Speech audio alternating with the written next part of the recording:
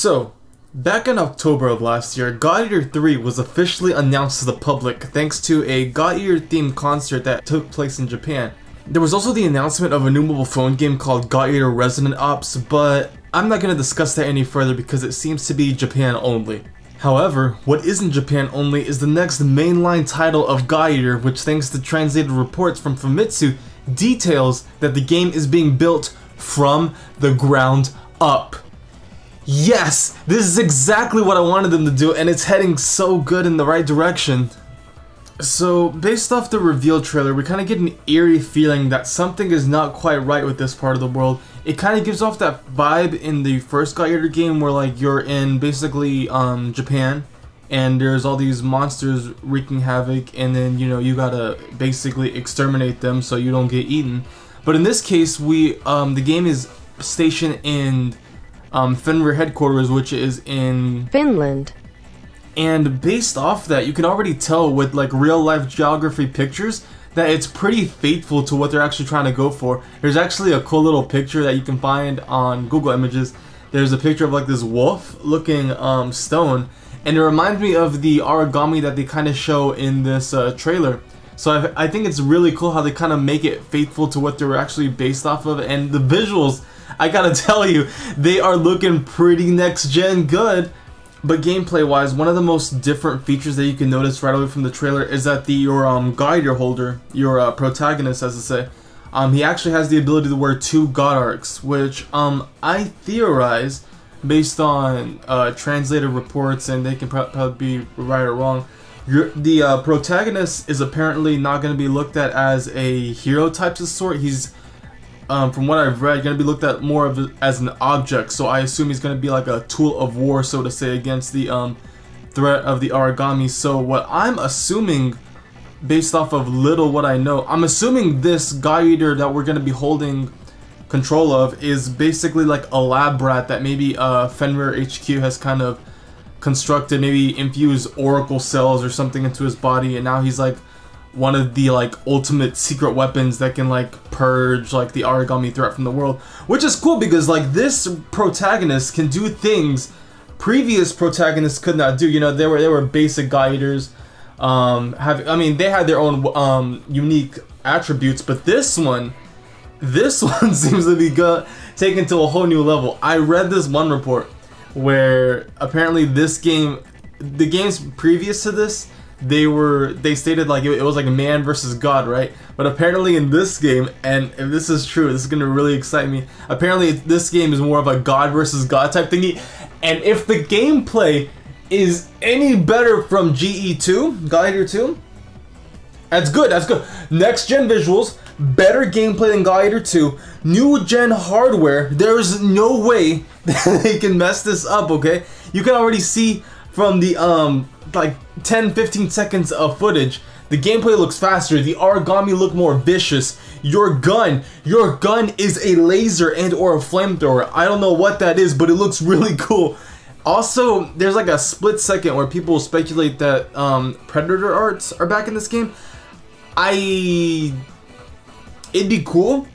Honestly, I would, and this might break the game or something, depends on if there's like a huge difficulty curve in this game, but I personally would love it if Blood Arts and Predator Arts made a return in this game. But realistically, that might break the game because think about it, when you have all these Predator type moves, all that mobility on top of Blood Arts, I could see it happening. Maybe they could do like some like story thingy where like, oh, the protagonist meets somebody from Blood or something, and maybe he learns the way of Blood Arts or something, which, yeah, I've played God Eater 2, and the only way you could maybe get blood is like through the invoke, what is it?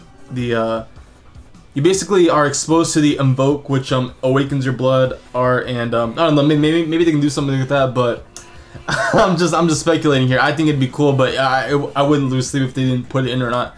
One thing I also read up about this is that apparently for the first time that I've seen ever, origami are able to devour you. Now we've seen in cutscenes where like origami actually devour other people and other origami like things. They devour buildings, all kinds of technology to get stronger and stuff. But never in gameplay do we ever see an origami actually eat you up. And apparently when origami devour you in person, like whether it be your AI teammates or yourself, they apparently gain like a boost of power or something. Basically they activate and they get stronger, and that seems very interesting. Like I said, as long as they keep to their roots and they basically build upon what they've already established, there's no way this is going to be bad. Already I've read up that areas are going to be bigger, they're going to be more seamless, gameplay is going to be faster, origami is going to be more vicious. That's exactly what I want, and so far it's looking like it's going to be a good game. Now speaking of good games, this is being built from PC, it's going to be ported to consoles, it's a console priority type thingy. So I really don't expect this game to come to Vita at all. I know the Vita still gets games in Japan, I know the Vita still sells in Japan, but everywhere else, Namco Bandai, Sony, I don't think they're gonna detriment the development to handheld like the Vita anymore. I think they're gonna stick to like their base project console target is gonna be PS4, no doubt, because you know Japan, PS4, that's where they like to hold their power at. But another contender could make its way.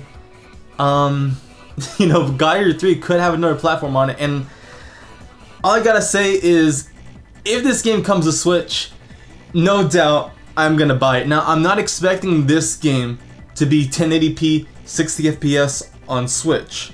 I would like it to be 1080p 60 FPS on PS4, but if for some reason it's too demanding, and honestly, if this game comes out in 2019, late 2018, I would expect it to be 1080p 60 frames per second. But if for some reason they can't go through it, I mean, 1080p 30 frames, I mean, here we go. It's gonna be a fun game regardless. It looks like it's gonna be fun. But I would really, it would make so much sense to like have the option to have a Switch port, because it's basically the next evolution of what made Gyre popular was its portability aspect, where you had Gyre and Gyre Burst and Gyre 2 and Gyre 2 Rage Burst. They were all on handhelds, PSP, PlayStation Vita, and now with the Switch, which is a more powerful handheld, and you can also happen to play this on consoles, I could really see it working on there. Now, it depends on the scope of how they want to develop this game. It looks like it's gonna run off of Unreal Engine 4, like the Code Vein, which a lot of the developers from Code Vein are working on this game. It's essentially the same studio, so I can see it happening. I know the Switch is selling a lot of units, it's getting a lot of momentum in Japan.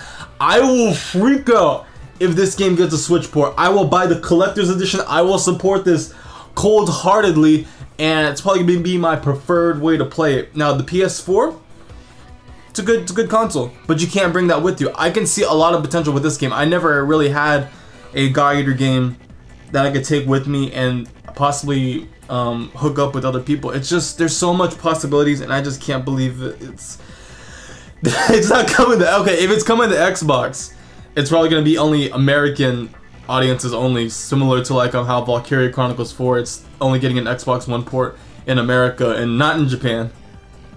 But generally, that's my thoughts on the game. I'm personally really excited. It's a new coat of paint. It's something different yet familiar.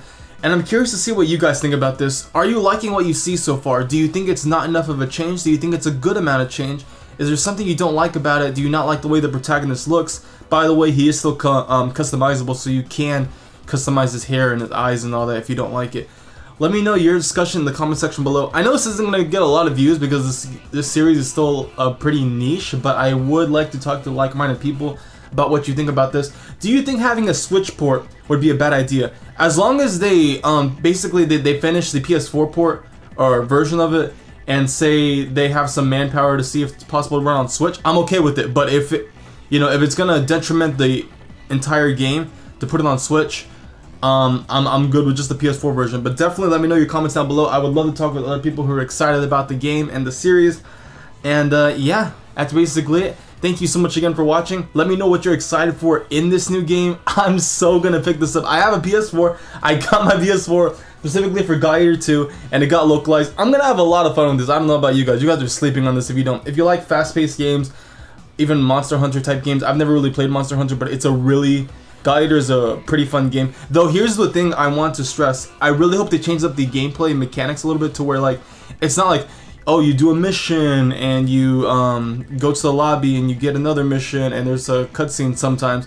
I wish they kind of fixed that and change it up a little bit, make it more modern, because that was a pretty archaic portable gaming type of thingy. So this is going to be console based, so I'm excited to see where they actually truly take God Eater as a console based platform. That's all I gotta say. I can't wait to see what Bandai Namco and Project GE releases more information on this game. Again, thank you guys so much for watching, and I will see you guys next time. And maybe if any other God Eater news comes out that excites me, I might talk about it. Sorry this took so long. Real life stuff. So yeah, thanks again, and I'll see you later. Also, if they're gonna bring this to PC, please, for the love of God, do not do this to the PC port and actually fix the AI in that game version.